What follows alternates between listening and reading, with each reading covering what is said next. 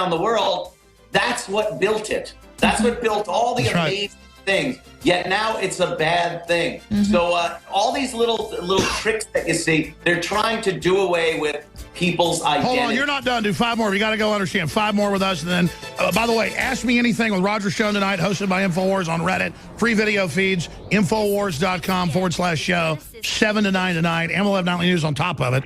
So it's just an orgy of info. Stay with us. Anthony Cooney is our guest. Leanne McAdoo's here. David Knight is walking in about 4.5 minutes to sit in this seat and take over.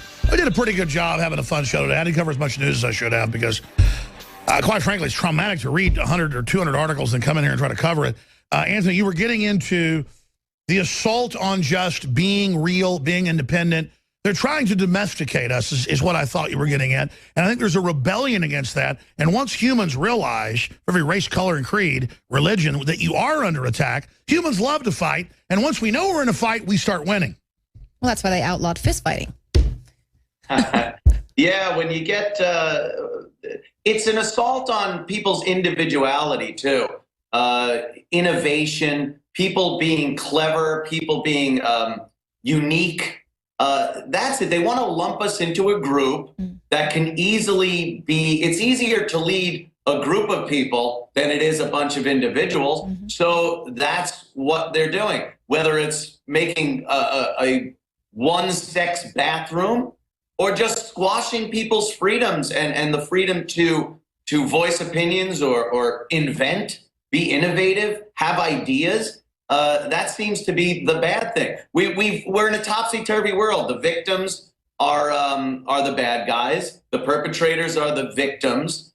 And when they throw us off base like that, it's easier to guide us in a direction they want. Sure. To. You've been super successful for decades in radio. I don't know all the numbers, but I know you've been really big. So I know you could have retired, right? Oh, yeah. I could have retired a while ago, especially on that last outing where I was fired for merely tweeting something Exactly. So let me guess, though. I just see the buzz on the street. I mean, correct me if I'm wrong, because I know you're an honest guy. Are you reaching as many or as much or more people now since you went completely independent? Because, I mean, I'm hearing more about you than I ever heard, so... We're almost 2 years into this venture at this point, so... Honestly, I don't think I'm reaching as many people as I did on satellite or especially broadcast radio. No, I was talking about satellite, not broadcast, yeah. Oh, yeah. I'm sure we're closing in on it, and I see this growing. This is something I'm very happy with, very proud of, and it's got a buzz. People are finally realizing, hey, there are some places out there where people are speaking openly, honestly, without repercussions. Yeah, because I used to hear some buzz about your show, but I'll be honest, some smart people, mainly a lot of trendies, and you know, they just like the dirty jokes or, you know, tranny jokes or whatever, which is fine with me. It's just everybody can have their own free speech. But now that you guys are getting hardcore, a lot of the thinking folks are paying attention, so that's a good thing. And I'd rather have one thinking person than, you know, 2 idiots listening. Yeah, well, you know what? Years ago, you could shock people on the radio, and that was our job. Now, 2 clicks of a mouse or on your phone, you're seeing stuff that would shock anybody. So that's kind of a done deal. I like the idea of coming on here and talking about things that are pretty important. But you always kind of did that. Whenever I was on your show, you were kind of the guy getting into serious stuff. Yeah. I was always the one that wanted to tackle some of these issues. And, you know, people wanted to hear dick jokes. But, you know, it kind of works out here. All right. Well, listen, we really appreciate the work you're doing. It's good to have more folks out there fighting tyranny. And God bless you, Auntie. We appreciate your time. Thanks, Alex. Well, there he goes, compoundmedia.com. And again, we do this. We have other people on that are talking about the censorship, the tyranny who've been censored. Because we're all in this together, folks. I mean, these idiots go, I hope they shut Drudge down or Limbaugh down. We'll have more clicks. No, they'll get us next. They have no common sense here. Exactly, yeah. But even if I would profit from that, I wouldn't want that to happen. It's called empathy. Well, that's what people love about Trump so much, is he's saying what the media has been trying to suppress for so long.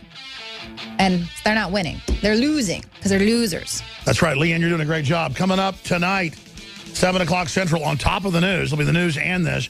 Ask Me Anything, Roger Stone, at least an hour of it. They're saying 2 hours of it, Infowars.com/show. And, of course, the Nightly News tonight, 7 o'clock. Who's hosting that? That'll be Leanne McAdoo. Welcome back to the Alex Jones Show. I'm David Knight. In the fourth hour, we keep adding additional things to the broadcast. We've added the fourth hour. Tonight, we're going to try something new. As Alex has pointed out, we're going to have an Ask Me Anything session on Reddit with Roger Stone that we're going to broadcast live. And, of course, we have that graphic that's up there. One thing that's not on the graphic is it is 7 p.m. Central Time. 7 p.m. Central Time. We're going to have Roger Stone on for a couple of hours. Ask him anything on Reddit. And that's going to combine the best aspects of the internet and being able to ask people things instantaneously, and then have a live response there that you'll be able to see on video. Now, this hour, we're going to be talking to John McAfee at the bottom of the hour. He is one of the candidates running for the Libertarian Party. The Libertarian Party begins their convention tomorrow in Orlando. They're going to choose their nominee at convention.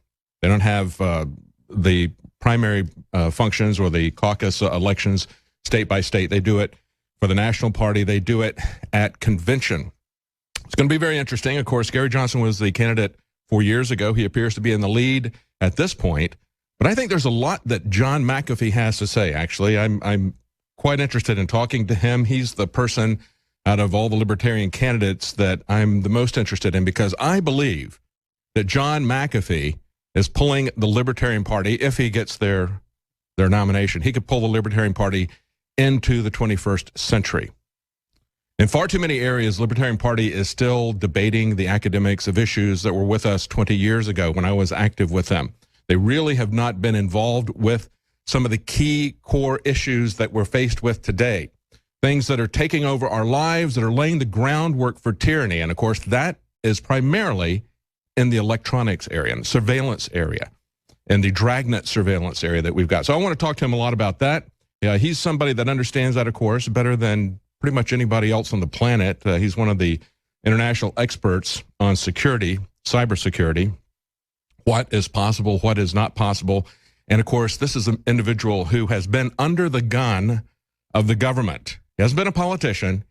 He has been the target of politicians. That will make you a libertarian. So he feels it in his gut, just as Lily Tang Williams, that we talked to, is running for Senate in Colorado.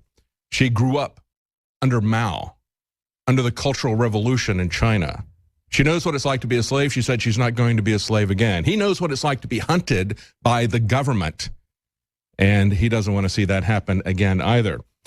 We're going to play a report from Alex Jones in just a moment. Before we do, though, I want to talk about what we've got back in stock. We do have Super Male Vitality is now back in stock at InfoWarsLife.com. This has been out of supply for over a month. And of course, if this is something that you use on a regular basis, you try our products, you like the products, you like what they do for you, sign up for AutoShip. Not only does it get you a 10% discount, but it makes sure that it never goes out of stock for you. So Super Male Vitality has been out of stock, but it is now back in stock for limited time only, unless you sign up for AutoShip. Also, we have a Survival Shield X2 Nascent Iodine, 20% off. We've extended that sale. That's our Nascent Iodine. A great time to stock up on an emergency preparedness item that you need to have, a health item that you need to have, and that is Nascent Iodine in your, I guess you could call it your medicine chest or your food supply. One of the articles that we're looking at today that came out, which I think is very relevant to what we're going to be talking to John McAfee about, is this is a Wired magazine article. A car's computer can fingerprint you in just minutes based on how you drive. Isn't that interesting? We're going to talk about this more after the report, but I wanted to just give you a little bit of a tease of this. The government, or the security experts, let's say, they can identify you, of course, with a lot of different biometric identifiers. They can look at your eyes, they can look at your ears, they can look at your face, okay? They can identify you by your walk. Now they can identify you in an incredibly short period of time by the way you drive.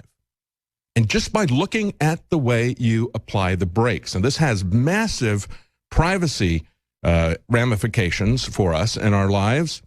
The way the insurance companies and government will regulate us, it's just the tip of the iceberg of where we're going to go. But before we go to that one, I'll talk about that in the next segment. But I want to play this report because Donald Trump clinched the nomination of 1,237 delegates today. He's had a speech. Alex Jones breaks this down. He exposes the globalist coup over America, the elite in full panic. Here's our report.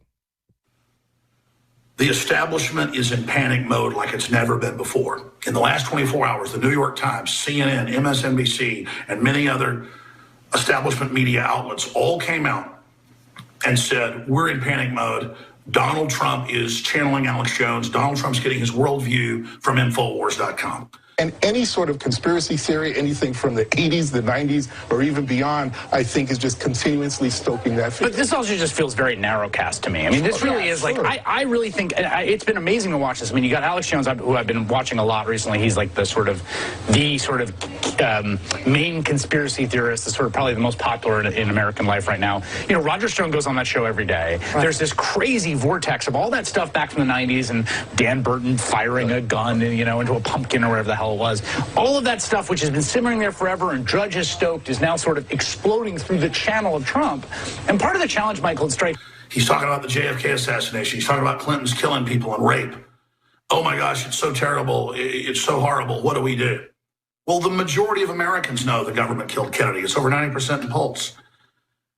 The Clinton scandals with the mysterious deaths and everything are incredibly famous. The term Arkin cited.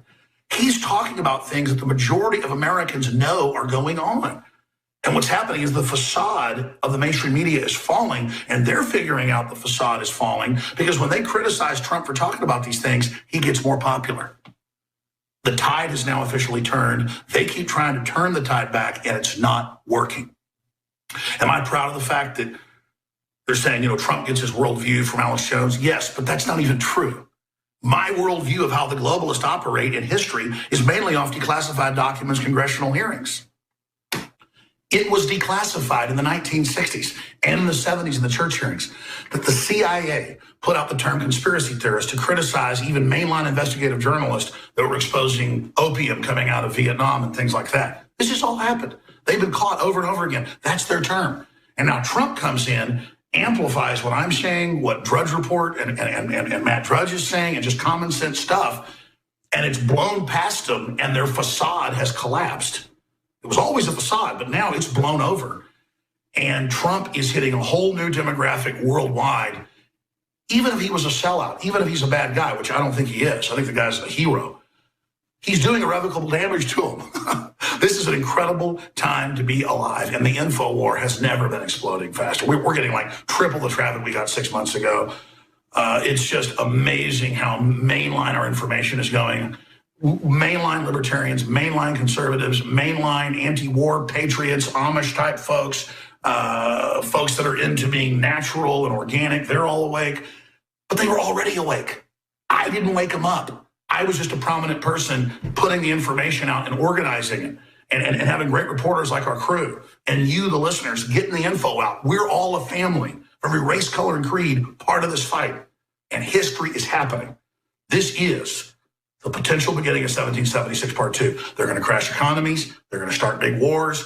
They're going to pull out the stops, folks. But we know that they try to use these crises, both manufactured and real, to get more power. And that's why they're being defeated. And the guy, oh, no, not another one. Where is he?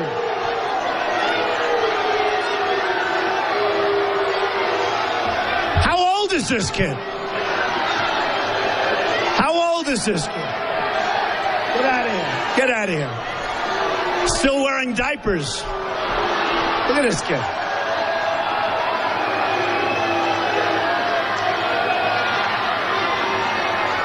Telling you, the kid looks like he's 10 years old. I've never seen that.